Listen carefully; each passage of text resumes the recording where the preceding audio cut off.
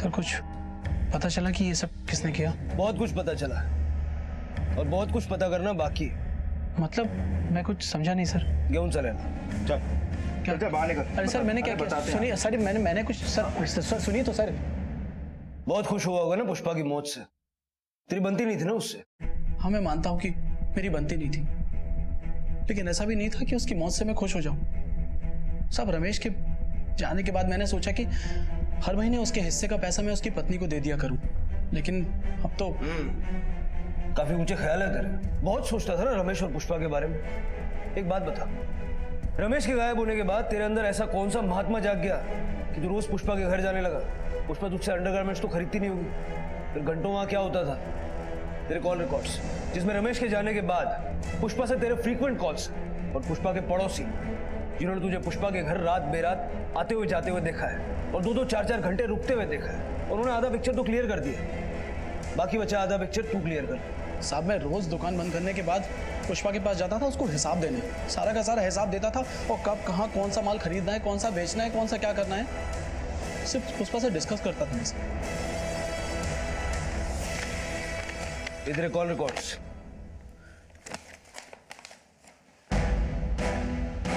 और ये तेरे एमएमएस जो तुम दोनों एक दूसरे को भेजते थे, और बाकी बच्चा पुष्पा के पड़ोसी हमें बता चुके हैं। सब बता दो, मारिए नहीं सब, मारिए नहीं। हाँ साहब, मेरा और पुष्पा का संबंध था, लेकिन साहब रमेश के गायब होने के बाद था। साहब वो हमसे शादी करने की जिद कर रही थी, लेकिन मैंने उसे साफ मना कर दिया। पुष्पा चाहती थी कि तू अपनी बीवी को छोड़ के उससे शादी कर ले। पहले तो तूने बहुत मजे मारे, लेकिन जब पुष्पा तेरे गले पड़ने लगी और तुझे अपनी जिंदगी में मुश्किलें आती हुई दिखी तो तूने उसे मार दिया। नहीं साहब, फिर छोटी मुसीबत को बचाने के लिए मुसीबतों का फाड़ अपने सर पे नहीं लूंगा साहब। साहब मैंने कुछ नहीं किया, मैं बिल्कुल बेकसूर हूं, मैंने कुछ भी नहीं किया है साहब, मेरी बात पे यकीन मानो साहब। पुष्कर और इस केस से जुड़े सब लोगों की सारी हिस्ट्री निकालो।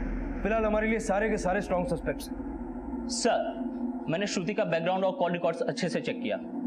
एक इंटरेस्टिंग बात सामने आई है। एक नंबर है जिसपे श्रुति के फ्रीक्वेंट कॉल्स थे। सर मैंने पता किया तो वो नंबर एक प्राइवेट डिटेक्टिव का निकला। राहुल रंजन उसका नाम है सर। बुलाओ उसको थाने। सर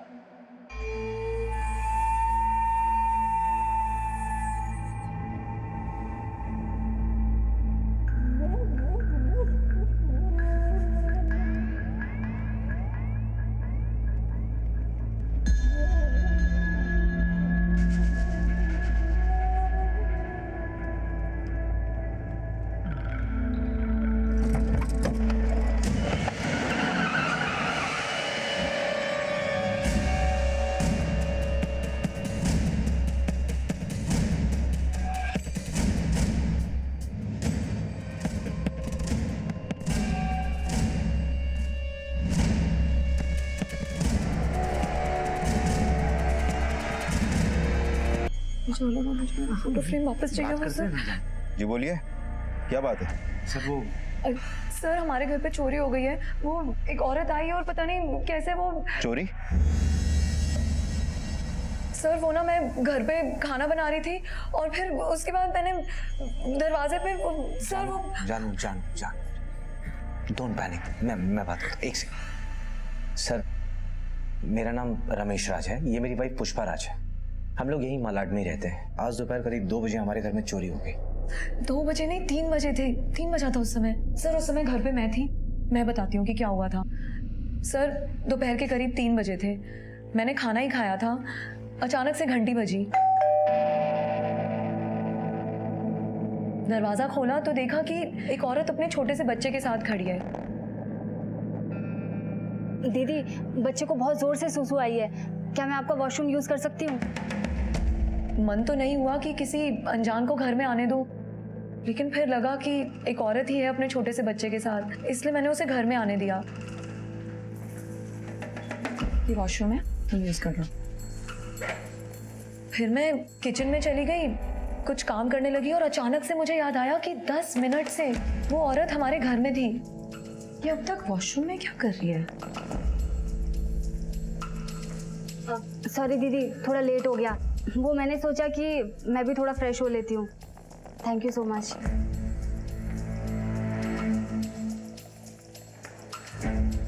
सर उसके बाद मैं किचन में गई, मैंने अपना काम खत्म किया। फिर जब मैं हॉल में गई तो मैंने देखा कि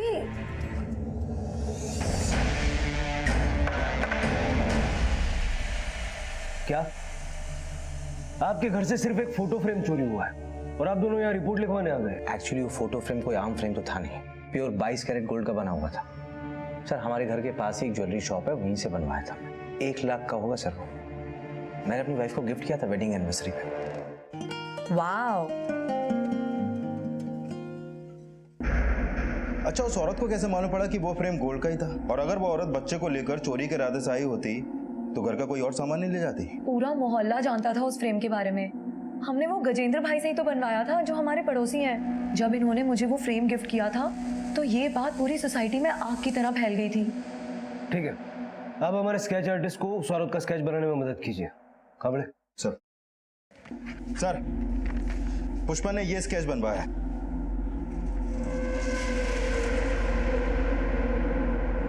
सर, वो औरत जिसने रमेश और पुष्पा के घर से उस कीमती फोटो फ्रेम को चुराया था, उसका कहीं से कुछ भी पता नहीं चल रहा। कोई चोरी करने वाला पुराना गिरोह? नहीं सर, मैंने हर पॉसिबल तरीके से क्रॉस चेक किया और अपने खबरियों को उसका स्केच भी फॉरवर्ड किया, लेकिन उसका कहीं से कोई ट्रैक रिकॉर्ड नहीं है। हो सकता है ये उस औरत की पहली चोरी हो। ये भी हो सकता है कि वो जो बच्चा उसके साथ था वो उसका ना हो। सर ऐसा भी तो हो सकता सर सर सर सर वो आए नहीं। सर मेरे पति गायब हो गए। पहले आप बैठिए। सर मेरे पति रमेश, वो सुबह दुकान गए थे, उसके बाद से वो अब तक वापस नहीं लौटे सर। आखिरी बार आपकी बात कब हुई थी? सर लंच के बाद उनसे बात हुई थी, लेकिन अब तो उनका फोन भी स्विच ऑफ आ रहा है। कहाँ पर है दुकान उनकी? सर वो मलाड वेस्ट में स्टेशन के बिल्कुल सामने दुकान है। किस चीज की दुकान है? सर वो लेडीज के अंडरगारमेंट्स की दुकान है मेरे पति की।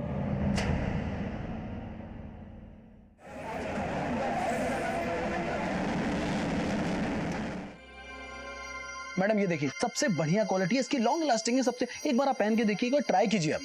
नहीं, मुझे कोई और दिखाइए। ये देखिए मैडम, ये अमेरिकन है, उसका बढ़िया ब्रांड है और उसकी इलास्टिक भी सबसे अच्छी है, और इसका कलर भी देखिए। ओके, ट्राई करके देखती हूँ।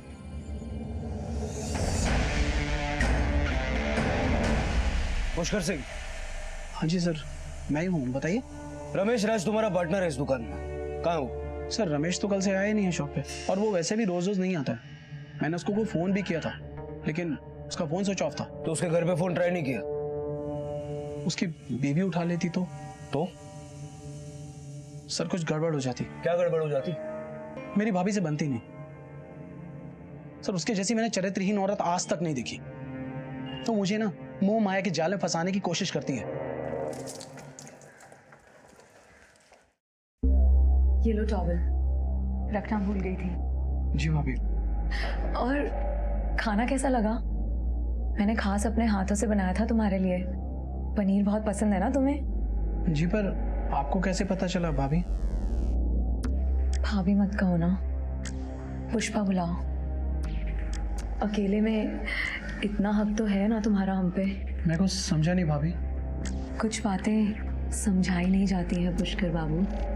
भाभी सर, वो बड़ी अजीब औरत है। वो कोई ना कोई मौका जरूर ताड़ती थी कि मैं उसके माया जाल में फंस जाऊं और उसके बेड तक पहुंच जाऊं। और रमेश, वो जानता है अपनी बीवी की इस हरकतों के बारे में? नहीं सर, मैंने कभी बताया नहीं। सर हम यहाँ रोजी रोटी कमाने आए हैं, इन फालतू के पचड़ों में नहीं पड़ना है। सर मैं किसी को बताता तो मेरे ऊपर कोई यकीन भी नहीं करता। रमेश और कहाँ जा सकता? पता नहीं सर, शायद अपनी बीवी की हरकतों की वजह से भाग गया होगा कहीं। उसने मेरे ऊपर इतना बड़ा इल्जाम लगाया? सर मैं आपको बता रही हूँ, वो एक नंबर का झूठा इंसान है। और अब तो मुझे यकीन हो गया है कि जरूर मेरे पति के साथ भी उसी ने कुछ किया है। लेकिन पुष्कर ऐसा क्यों करेगा? मुझे पाने के लिए। और क्यों? मतलब? वो एक नंबर का नीच और गिरा हुआ इंसान है। मुझ पे चांस मारने का कोई भी मौका नहीं छोड़ता है। ये लो टॉवल। और खाना कैसा लगा? खाना एकदम तुम्हारी तरह था पुष्पा, बिल्कुल रसीला, लजीज। ये क्या कर रहे हो तुम? होश में तो हो। और अभी तक तो भाभी भाभी बोलते थे, ये नाम से क्यों बुला रहे हो? तो तुम भी मुझे बुला लो, पुष्कर। पुष्कर की पुष्पा। आई लव यू यार। सर मैं एक पवित्र और पतिव्रता औरत हूँ, और वो पुष्कर एक नंबर का नीच इंसान है। एक थप्पड़ से भी नहीं माना वो। तो आपने ये सब कभी रमेश को बताया नहीं? नहीं सर, मैं नहीं चाहती थी कि मेरी वजह से उन्हें कोई तकलीफ हो और उनके धंधे पे कोई असर पड़े। घर में से रमेश का कोई सामान मिसिंग है? नहीं, सब कुछ यही है। एक बार हम खुद देख लें। देख लीजिए। मुंबई के उपनगर मलाड में रहने वाले रमेश राज और पुष्पा राज के घर से दिन दहाड़े 1 लाख का एक कीमती फ्रेम चोरी हो जाता है। चोरी करने वाली महिला बड़े आराम से एक बच्चे के साथ आती है और वारदात को अंजाम देकर चली जाती है। पुलिस इस महिला का पता लगा ही रही होती है कि ठीक अगले दिन रमेश राज लापता हो जाता है। आखिर कहां गया था रमेश, क्या हुआ था उसके साथ? इस सब के बीच पुलिस के हाथ लगी थी एक कहानी जो रमेश का पार्टनर पुष्कर और रमेश की बीवी पुष्पा सुना रहे थे। कामड़े, इन सबकी हिस्ट्री ज्योग्राफी खंगालो, तभी पता चलेगा कि पुष्पा और पुष्कर दोनों कितने पानी में हैं। सबकी कॉल रिकॉर्ड्स निकलवाओ और सबके बैकग्राउंड चेक करवाओ। सर एक मिनट। हेलो, ठीक है सर, सावन का फोन था। रमेश की लोकेशन हिस्ट्री आ चुकी है। उसकी लास्ट लोकेशन कांदीवली गुरु नानक नगर थी। चलो।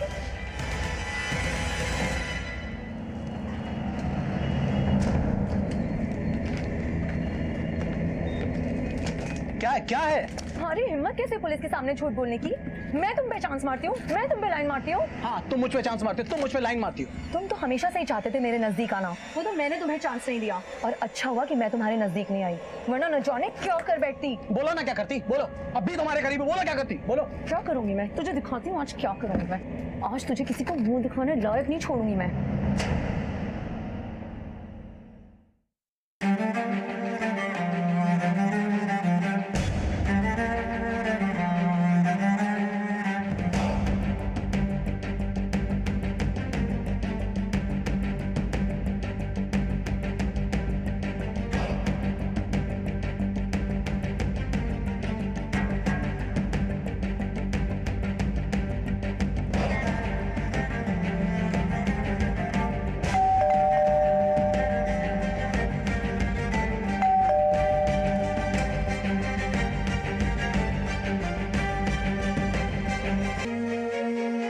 आज एक्सपीरियंस कर रहा हूँ। क्यों भाभी?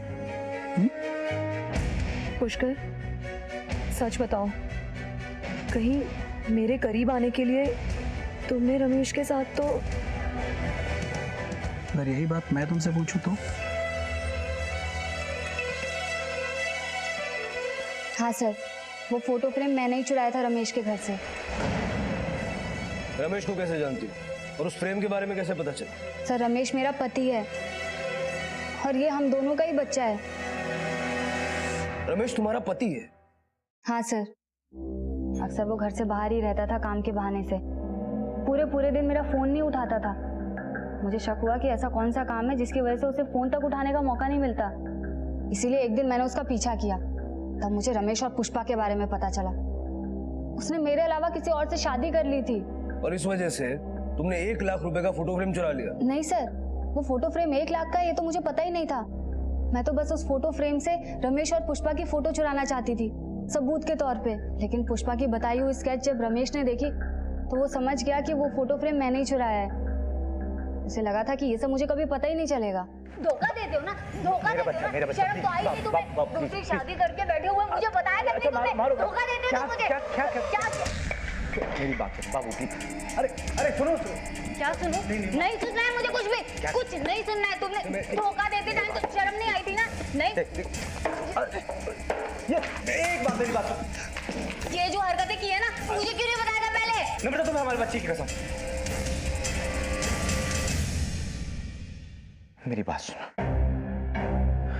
पुष्पा और मेरी शादी को काफी वक्त हो चुका था। हाँ। मेरी बात सुनो, मेरी पूरी बात तो सुन लो नम्रता। मेरी उस औरत के साथ कभी बनी भी नहीं।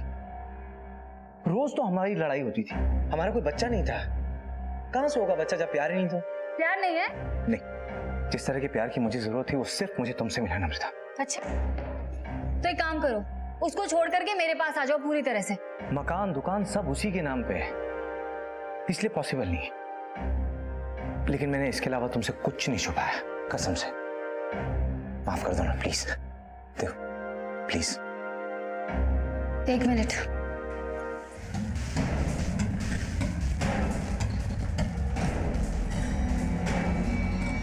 ये लो अपना सामान, निकलो। सामान उठाओ, सामान उठाओ। मैं निकल रहा हूँ। निकलो यहाँ से। उसके बाद रमेश कहाँ गया होगा? मुझे नहीं पता सर, गया होगा उसी चुड़ैल के पास। कामड़े, रमेश तो काफी टेढ़ी खीर निकला। 2 बीवियां, 2 अलग जिंदगी, और दोनों को बड़ी सफाई से उल्लू बना रहा था। पुष्पा के हिसाब से वो रमेश के साथ काफी खुश थी। इसका मतलब रमेश ने नम्रता से झूठ बोला। कहीं ऐसा तो नहीं कि पुष्पा को रमेश का ये सच पता चल गया हो और उसने गुस्से में आके रमेश को कुछ कर दिया। पर सर अगर ऐसा होता तो पुष्पा खुद आकर मिसिंग रिपोर्ट क्यों दर्ज कराती है? कामड़े, कभी कभी चोरी होने पर सबसे ज्यादा शोर चोर खुद मचाता है। हो सकता है पुष्पा भी ऐसे ही कर रही है। सर एक मिनट। हेलो सब इंस्पेक्टर कामले। क्या? ठीक है, हम पहुंचते हैं। सर गोकुलधाम सोसाइटी में एक औरत की लाश मिली है। तो अब तक जिस चोर की तलाश पुलिस को थी वो चोर कोई और नहीं बल्कि रमेश की दूसरी बीवी नम्रता थी। और नम्रता और रमेश का एक बच्चा भी था। पुलिस के सामने बड़ा सवाल अब भी यही था कि आखिरकार 2 औरतों का पति रमेश गायब कहां था। कहीं ऐसा तो नहीं था कि धोखे के जख्म ने इन दोनों पत्नियों में से किसी एक को ऐसा घायल किया था कि उसने रमेश के साथ अपना हिसाब बराबर करने के बारे में सोचा। रमेश के जाने के बाद उसकी पत्नी पुष्पा और उसके पार्टनर पुष्कर का प्रेम प्रसंग जोरों पर था। और वहीं दूसरी तरफ इस केस के अगले मोड़ पर पुलिस के लिए एक ऐसी अनहोनी इंतजार में थी जिसके होने से इस केस का रुख बदलने वाला था।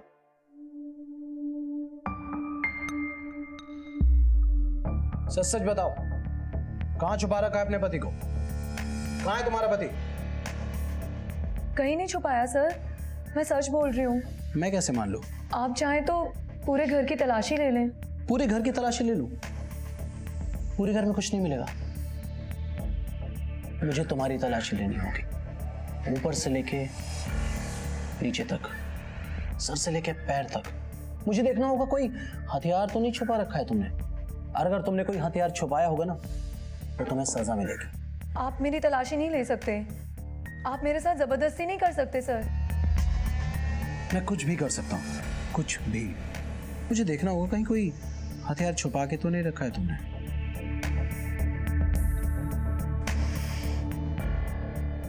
तो ये तुम्हारा पहला हथियार, तुम्हारे बाल।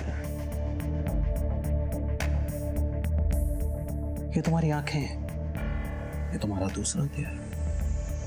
अब तुम्हें सजा मिलेगी।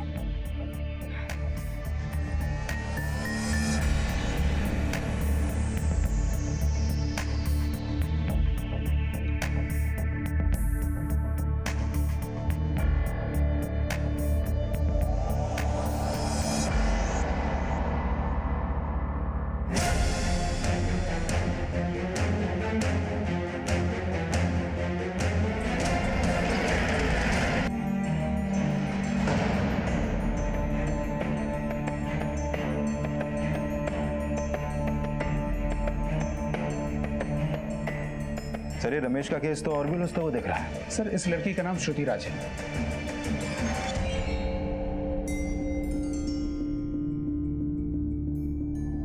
घर में कोई फोर्स्ड एंट्री के निशान है? लो सर।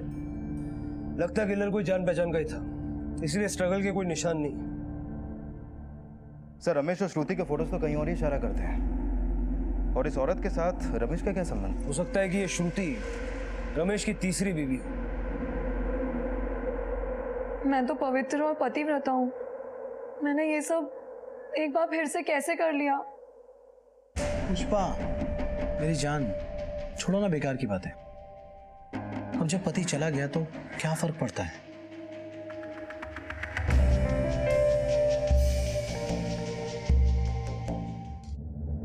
वहां कोई है पुष्कर? खिड़की पे।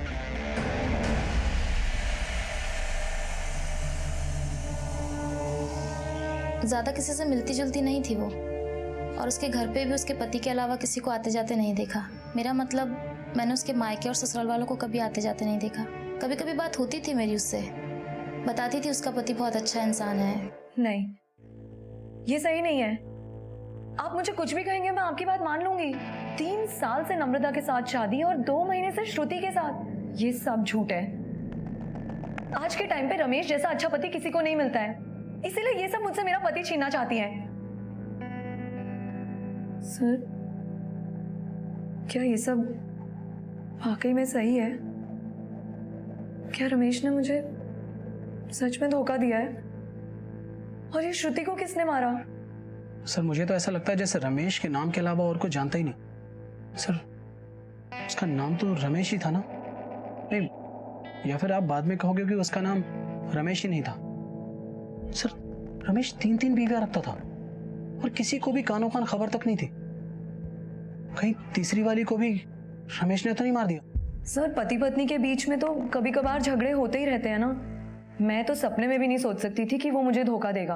आपको पता है, रमेश के रहते मैंने कभी किसी और की तरफ नजरें उठा के भी नहीं देखा। देखिए, आपके साथ ही नहीं, बाकी शादियों में भी उसकी यही रिपोर्ट है। श्रुति और नम्रता के लिए भी वो एक बहुत अच्छा पति था। आप ही बताइए, एक साथ एक ही बार तीनों बीवियों से वो सच्चा प्यार करता था? सर, मैंने श्रुति के बिल्डिंग के वॉचमैन से बात की और रजिस्टर भी चेक किया और पड़ोस के लोगों से भी पूछताछ की, लेकिन 3 तारीख की शाम को ऐसा कोई भी आदमी वहां पे नहीं आया जिस पे हमें शक हो। और रमेश भी उस दिन उस बिल्डिंग में नहीं आया था। श्रुति की बॉडी को भी अभी तक किसी ने क्लेम नहीं किया। हो सकता है श्रुति की अपने परिवार वालों से काफी कम बात होती हो और इसीलिए वो लोग श्रुति के मर्डर से बेखबर है। श्रुति के परिवार वालों का पता करो और श्रुति के कॉल रिकॉर्ड चेक करो। सब भाड़ में गई पवित्रता और पतिव्रता। साला मेरे पीठ पीछे कहाँ कहाँ मुंह मारता फिरता था।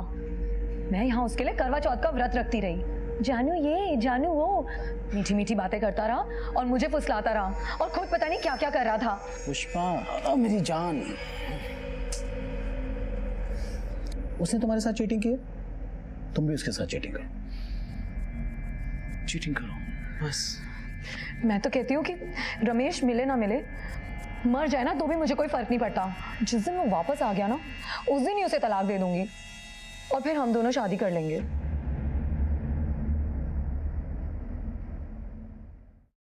क्या हुआ? पुष्पा, हमारा मिलना, हमारा मजे करना ओके, लेकिन गलती से अपने दिमाग में ये मत सोच लेना कि मैं तुमसे शादी करूंगा।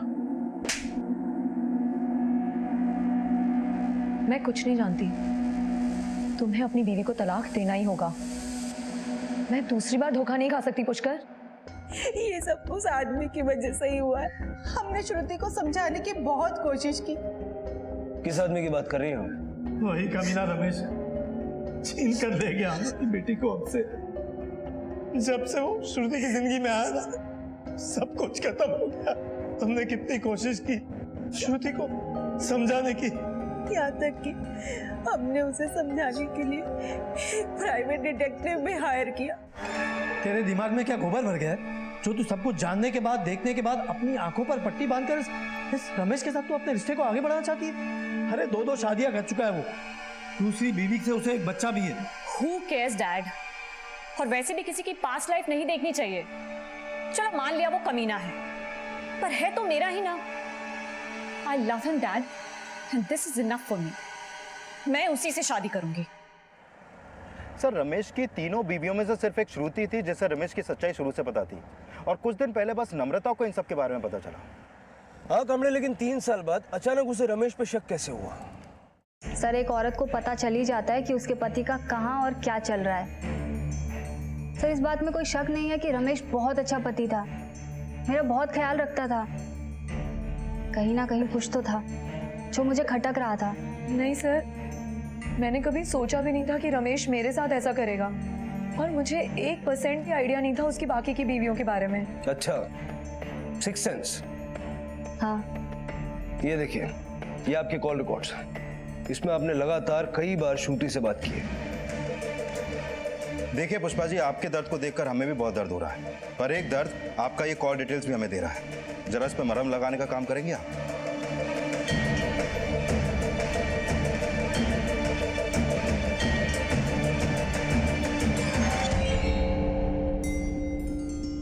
खटक तो मुझे ये बात भी रही है कि आखिर रमेश गायब है, श्रुति मर चुकी है, लेकिन आप लगातार श्रुति से फोन पे टच में थी।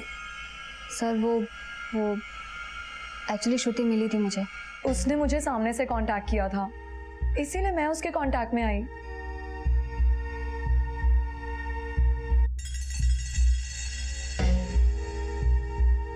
देखो नम्रता, मुझे पता था कि तुम फोन पर बोल देने से विश्वास नहीं करोगी, पर I have got the proof now. अब विश्वास हुआ? सिर्फ मैं और तुम नहीं, एक और बीवी है रमेश की, पुष्पा। बहुत बड़ा धोखेबाज है वो, और तुम्हारे साथ तो बच्चा भी है रमेश का। चलो, बच्चे का खर्च तो मैं निकाल दूंगी, दर्द जो समझती हूँ तुम्हारा, बस उसे भूल जाओ। हाँ, वो अब सिर्फ मेरा है। सर उन फोटोज को देखकर मेरा दिल और दिमाग ये मानने के लिए तैयार नहीं था कि रमेश मेरे साथ ऐसा कर सकता है। मुझे लगा कि वो लड़की झूठे फोटोज दिखाकर, झूठी बातें करके मुझसे मेरा पति छीनना चाहती है। सर जब वो मेरे कांटेक्ट में आई तो उसने मुझे कुछ ऐसी बातें बोली जिन पर यकीन करना बिल्कुल नामुमकिन था। अरे क्या रखा है धोखेबाज पति में, छोड़ दे उसे। तेरी जैसी 2 और बीवियां हैं उसकी। देख, तू जो भी है, तेरे कहने से मुझे कोई फर्क नहीं पड़ता। तेरी बात पे मैं अपने पति पर से विश्वास थोड़ी खो बैठूंगी। इतने सालों का साथ है हम दोनों का। तेरे सर्टिफिकेट की जरूरत नहीं है मुझे ये जानने के लिए कि वो मुझसे कितना प्यार करते हैं, समझी? सर मैं तो पवित्र और पतिव्रता औरत हूँ। मैं रमेश के अलावा और किसी की बात पर यकीन नहीं करती, इसीलिए मैंने ये सब कुछ जाके रमेश को बताया। किसका फोन था? कौन थी वो लड़की? नाम बताया उसने? पता नहीं रमेश कौन थी वो लड़की, लेकिन फोन पे सिर्फ बकवास किए जा रही थी। कह रही थी कि मेरे अलावा तुम्हारी और भी बीवियां हैं और तुम एक नंबर के धोखेबाज हो। जानू, तुम्हें लगता है कि तुम्हारा पति तुम्हें धोखा दे सकता है? हाँ? कैसी बातें कर रहे हो तुम रमेश? इतने सालों से जानती हूँ तुम्हें, तुम ऐसा कर ही नहीं सकते। मैं बहुत खुश नसीब हूँ जो मुझे तुम्हारे जैसा पति मिला। थैंक यू जानू। ये कोई भी हो, किसी न किसी बात पर दुश्मनी जरूर निकाल रहा है मुझसे। तुम चिंता मत करो, मैं पता लगाता हूँ कौन है। तो ये सब बातें तुमने हमें पहले क्यों नहीं बताई? सर वो मुझे समझ में नहीं आ रहा था कि ये सब बातें मैं आप लोगों को कैसे बताऊं। सर मुझे रमेश की दोनों बीवियों पुष्पा और नम्रता की बातों पे भरोसा नहीं हो रहा। कहीं ऐसा तो नहीं कि इन दोनों के टच में श्रुति आई हो, श्रुति ने इन दोनों से रमेश की जिंदगी से जाने के लिए कहा और इसी बात को लेकर इन दोनों ने श्रुति को मार दिया हो। और सर रमेश भी काफी वक्त से लापता है, हो सकता है कि इन दोनों ने रमेश को भी मार के कहीं पे ठिकाने लगा दिया। कामले, ये भी तो हो सकता है कि जब श्रुति रमेश की सच्चाई सबके सामने ले आई तो रमेश को श्रुति से खतरा होने लगा और रमेश ने श्रुति को मरवा दिया हो और वो अब कहीं भाग गया। और सर ये भी बात गौर करने वाली है कि अब तक उसकी किसी भी बीवी ने उसकी बुराई नहीं की है। सबके लिए वो एक अच्छा और केयरिंग पति था। लेकिन इतना पक्का है कामले, ये रमेश काफी शार्प है।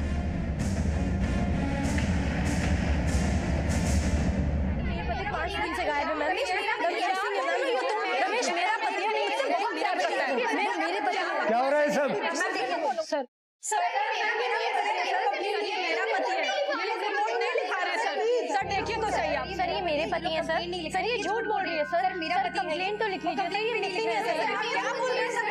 मेरा पति है सर। आप लोग शांत हो जाइए, सबसे पहले शांत हो जाइए। एक एक करके अपनी स्टेटमेंट लिखवाइए। किशोरी, सरन जी स्टेटमेंट क्या? सर सर ये केस तो और भी सेंसिटिव होता जा रहा है। समझ में नहीं आ रहा है इस रमेश ने और कितनी औरतों को चूने लगाया होगा। सवाल ये उठता है कामले कि अब ये रमेश है कहाँ? अब तक ये केस सिर्फ मल्टीपल मैरिजेस का केस लग रहा था, जहां रमेश की 3 पत्नियों पुष्पा, नम्रता और श्रुति का नाम पुलिस के सामने आया था। इन तीनों में से श्रुति का कत्ल हो चुका था और रमेश का भी अब तक कुछ पता नहीं चल पाया था। लेकिन श्रुति का कत्ल किसने और क्यों किया था? श्रुति पुष्पा और नम्रता दोनों के साथ संपर्क में थी और श्रुति ने ही इन दोनों को रमेश की सच्चाई बताई थी। श्रुति की हत्या को लेकर पुलिस के सामने 2 थ्योरीज थी। एक तो ये कि रमेश की पत्नियों में से ही किसी ने गुस्से में आकर श्रुति का मर्डर कर दिया था, या फिर ये कि अपनी पोल खुलते देखकर रमेश ने ही श्रुति को मौत के घाट उतार दिया था और खुद कहीं गायब हो गया था। आखिर सच था क्या?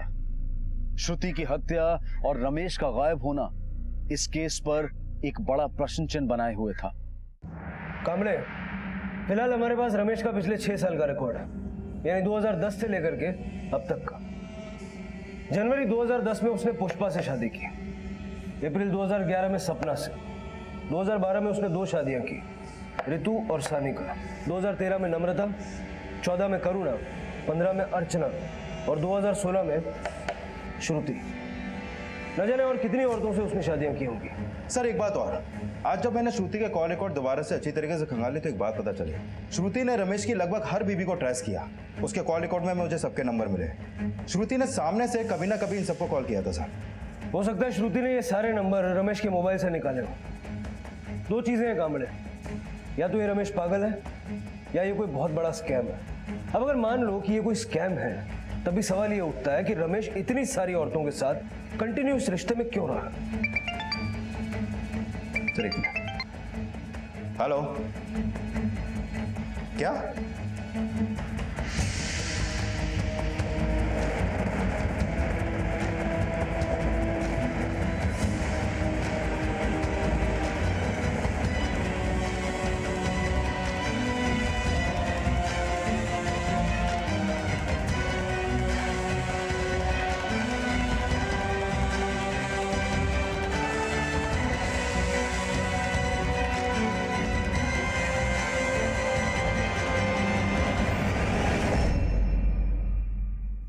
सर बॉडी पे मल्टीपल स्टेबिंग है। बॉडी को पोस्टमार्टम के लिए भेज दो। सर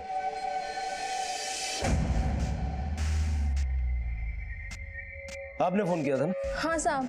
कब देखा ये आपने? साहब मैं और पुष्पा रोज 4 बजे सब्जी लेने जाते थे। रोज की तरह आज फिर मैं इसको बुलाने के लिए आई थी। जैसे मैंने दरवाजा खोला तो ये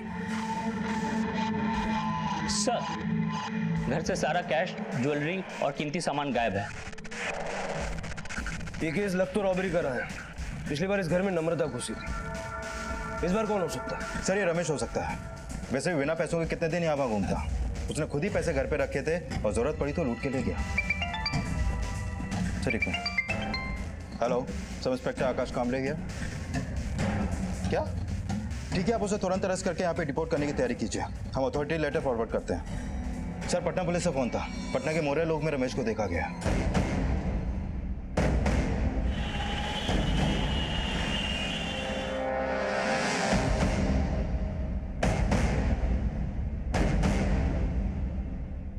अरे बेटा तो एक शांति से खेलो ना, इतना हल्ला क्यों मचा रहे हो? और आप भी ना कुछ नहीं बोलते इन्हें।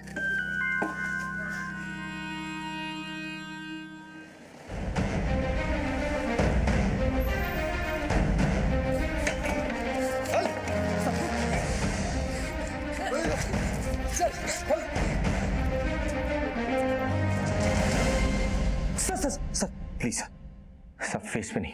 तेरा थोबड़ा खराब हो जाएगा और बाकी औरतों को शादी के जाल में फांस नहीं पाएगा। 9 औरतों के साथ तूने शादी की, सबको उल्लू बना के लूटा और पुष्पा और श्रुति का मर्डर किया। सर एक सेकेंड, मैं आपको सब सच सच बता रहा हूँ। सर मैंने आज तक किसी को फिजिकली हर्ट तक नहीं किया है। ऊंची आवाज में किसी से बात तक नहीं की है मैंने। उस दिन नम्रता से लड़ाई हुई, उसके बाद मैं वहां से चला गया। कुछ समझ ही नहीं आ रहा था क्या करूं, कहाँ जाऊं। नम्रता, श्रुति और पुष्पा तीनों को मेरे बारे में सब कुछ पता लग गया था। अब गुस्सा होने से तो कोई फायदा था नहीं। मुझे लगा शांति से काम लेना चाहिए। Sir Lokmanya Tilak super fast express ticket ली और सीधा अपनी पहली बीबी सिमोना के पास पटना चला गया। मुझे मालूम है सर, आपको मेरी बात पर यकीन नहीं हो रहा होगा ना। एक सेकंड सर, ये देखिए, ये टिकट है। अब आप मुझे मार के, पीट के या फिर किसी से भी पूछताछ करके तसल्ली करना चाहते हैं तो कर लीजिए। सर मैं एक ही बात बोलूंगा और सच बोलूंगा। जब श्रुति का मर्डर हुआ तब मैं ट्रेन में था। साहब जब अचानक इतने महीनों बाद ये आए तो टीवी पे इनका मिसिंग रिपोर्ट और उन 2 औरतों की खून की खबर चलने लगी, तो हमने इनसे पूछा तो इन्होंने बताया कि सच क्या है। सर मैं खुद ही आने वाला था पुलिस स्टेशन आप लोगों को सब सच सच बताने के लिए। मैं आता इससे पहले आप लोगों ने मुझे अरेस्ट कर लिया। और सर जहाँ तक पुष्पा की बात है ना, आप पटना में जाके मेरे आस पड़ोस में जितने भी लोग हैं उनसे पूछताछ कर लीजिए।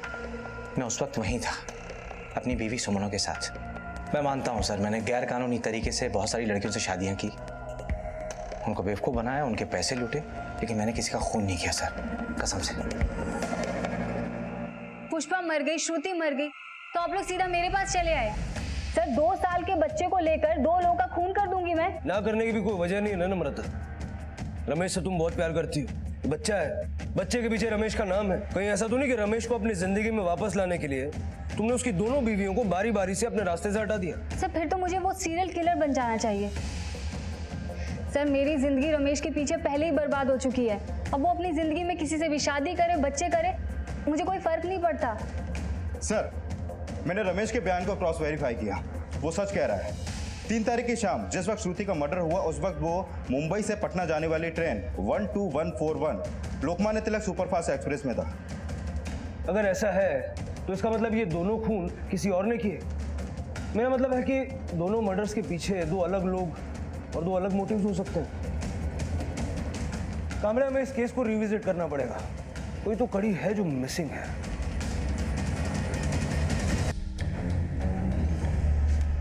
सर श्रुति ने ही मुझे हायर किया था रमेश की दूसरी बीवियों के बारे में जानने के लिए, और उसने मुझे इसलिए चुना क्योंकि उसके पेरेंट्स ने भी मुझे ही कॉन्ट्रैक्ट दिया था रमेश की दूसरी बीवियों के बारे में पता करने के लिए।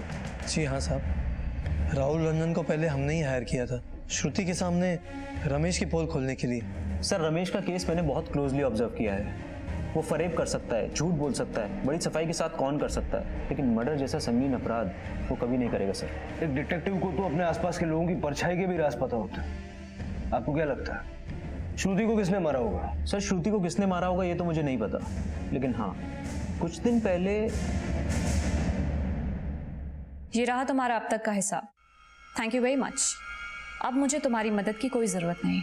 ओके, पर आपके हस्बैंड की इतनी बार शादी हो चुकी है, इतने बीवी बच्चे, कैसे हैंडल करेंगे आप खुद को और इस रिश्ते को? I think that's my personal matter. और वैसे भी मैंने किसी और शख्स को हायर कर लिया है जो ये सब सॉल्व करने में मेरी मदद करेगा। सर श्रुति के कॉल रिकॉर्ड्स देखकर तो नहीं लगता कि उसने किसी शख्स को हायर किया होगा, फिर उसने ऐसा क्यों कहा? मैं भी उससे फोन पे बात ना करके फेस टू फेस मिलती हूँ। एक काम करो, श्रुति की बिल्डिंग का मर्डर के दिन से 10 दिन पहले तक का सीसीटीवी फुटेज मंगवाओ, उसमें से जरूर कुछ ना कुछ हाथ लगेगा। सर मैंने श्रुति के मर्डर के दिन से 10 दिन पहले तक का उसकी बिल्डिंग का सीसीटीवी फुटेज निकाला है, उसमें से एक शॉकिंग फुटेज मिला है सर।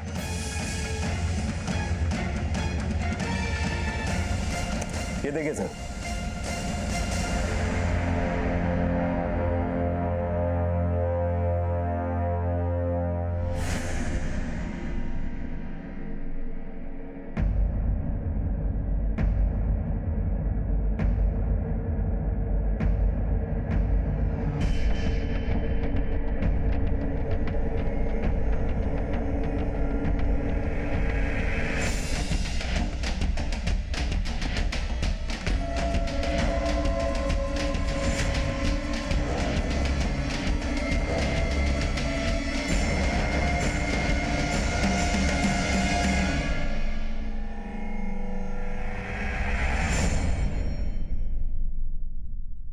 चल बोलना शुरू कर। सर पुष्पा को जो फोन कॉल आया था उसने मुझे बताया था। किसका फोन था? कौन थी वो लड़की? नाम बताया उसने? पता नहीं रमेश कौन थी वो लड़की, लेकिन फोन पे सिर्फ बकवास किए जा रही थी। वो नंबर मैंने चेक किया तो श्रुति का निकला। श्रुति मेरे लिए पागल हो चुकी थी। वो मुझे खुद के पास रखने के लिए किसी भी हद तक जा सकती थी, जो मेरे लिए बहुत खतरनाक था। साहब वो क्या काम करते थे हमें पहले से ही पता था। लोगों को बेवकूफ बनाना, लड़कियों को बातों में फंसाना, झूठी शादी करके पैसा लूटना, इनकी इसी कमाई से ही हमारा पटना का घर बना था। फिर मैंने सुमोना को श्रुति के पास भेजा। हे भगवान, कौन सी गलती की थी हमने जो इतना बड़ा सजा दी? अरे इतना बड़ा धोखा भगवान, ना जाने किस किस के साथ क्या क्या किया होगा उसने। हो गया मेलोड्रामा। अब मुझे बताओगी कि आगे क्या करना है? अरे हमको तो कुछ भी समझ में नहीं आ रहा है। इतना बड़ा धोखा मिला है कि दिमाग ही काम नहीं कर रहा। भगवान मैं क्या करूं, मैं क्या करूं? देखो तुम उसकी सबसे पहली बीवी हो, और अगर तुम चाहो तो उसकी जितनी भी शादियां हुई हैं वो सारी इनवैलिड हो सकती हैं, और इस काम के लिए मैं तुम्हें पैसे दूंगी, इतने पैसे जितने तुमने आज तक कभी गिने भी नहीं होंगे। लेकिन आप ये सब क्यों कर रही हैं? सिंपल, रमेश के लिए, and I can afford this. और तुम आम खाओ ना, गुठलियां क्यों गिन रही हो? बोलो, लॉटरी खोल रही हो तुम्हारे लिए, श्योर शॉट बम्पर प्राइस, ताकि वो मेरा हो जाए, because I love him and I want him.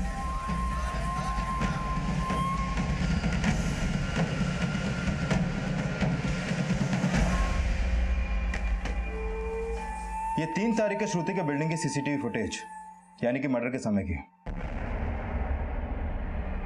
चलिए अब मुद्दे पे आते हैं। क्यों मारा श्रुति को?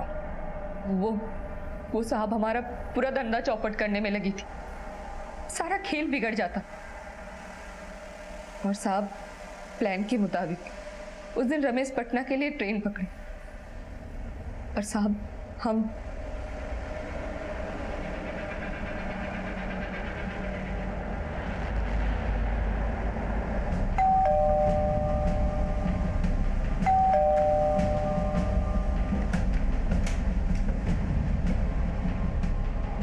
सुमोना तुम धो भी कब से बन गए? अरे दरवाजा क्यों बंद कर रहे हो? अभी बताती हूँ। ये क्या कर रहे हो तुम?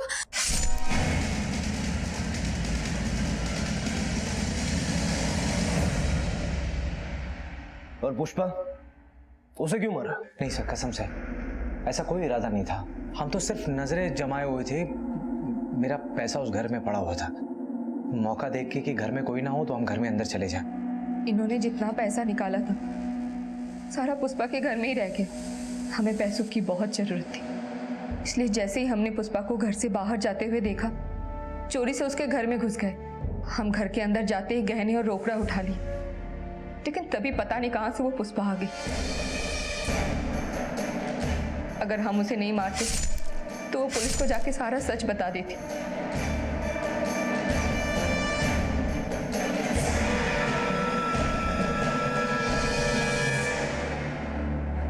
इतना सोचा, इतनी मेहनत की, इतनी प्लानिंग की, लेकिन एक चीज सोचना भूल गए। बुरे कामों का परिणाम कभी अच्छा नहीं होता।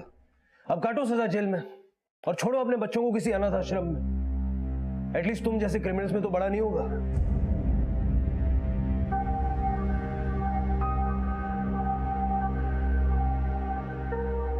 कहते हैं कि प्यार अंधा होता है। जब दिल दिमाग पर हावी हो जाता है तो दिमाग दिल के आगे घुटने टेक देता है और इंसान ना चाहते हुए भी सही और गलत का फर्क भूल जाता है। श्रुति अगर चाहती तो रमेश को बेनकाब कर सकती थी, अपनी और पुष्पा की जान बचा सकती थी और शायद कई और जिंदगियों को भी उजड़ने से बचा सकती थी। प्यार एक खूबसूरत एहसास है, लेकिन उसे पाने के लिए हमें कभी भी अपनी बुद्धि और विवेक का साथ नहीं छोड़ना चाहिए, क्योंकि ये सिर्फ एक पल का नहीं बल्कि जिंदगी भर का साथ है। इसी विचार के साथ अब मैं अनूप सोनी आपसे विदा लेता हूं।